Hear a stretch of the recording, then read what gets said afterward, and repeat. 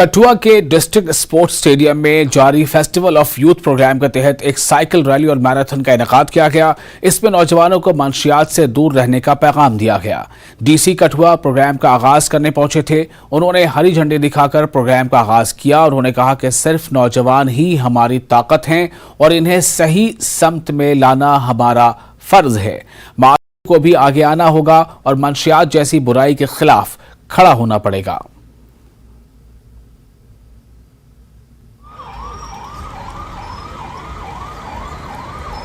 Youth festival मनाया जा रहा है डिस्ट्रिक्ट में, पूरे यूटी में मनाया जा रहा है। तो उसी के अंतर्गत ये अभी हमने मैराथन, हाफ मैराथन का और साइकिलिंग का इवेंट रखा है।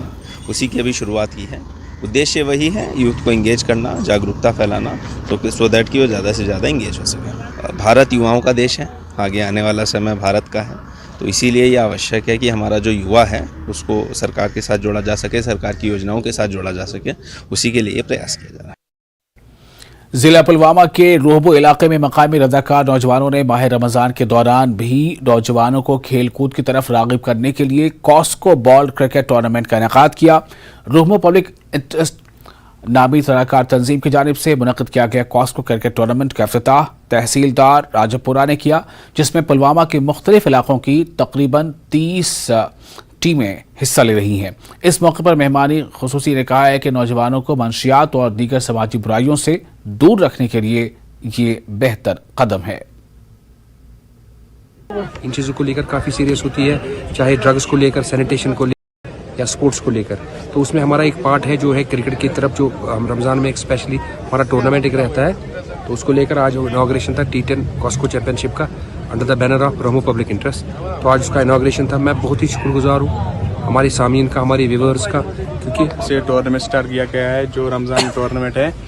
खासकर इसमें बहुत सारी टीमें पार्टिसिपेट कर रही है ताकि बहुत सारे नौजवान जो है खेल में मुब्तला हो रहे हैं और ड्रग्स से दूर रह रही है। जो एक बहुत ही अच्छा इनिशिएटिव है।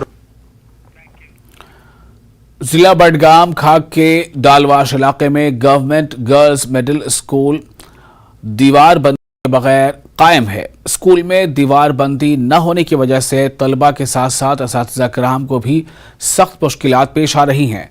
तलबा का कहना है कि स्कूल के सहन से ही मुख्तलिफ गाड़ियां भी गुजरती हैं, जिसकी वजह से सुबह असेंबली से लेकर तमाम पढ़ाई का निज़ाम दरहम बरहम रहता है।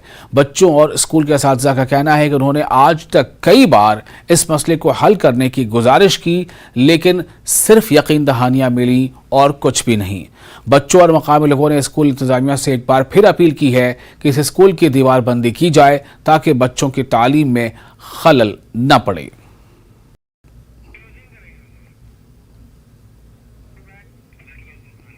और इसके साथ ही इस बुलेटिन में फिलहाल इतना ही, लेकिन न्यूज़ 18 जम्मू कश्मीर लद्दाख हिमाचल पर तमाम बड़ी और अहम खबरों का सिलसिला जारी है। आप बने रहें न्यूज़ 18 के साथ।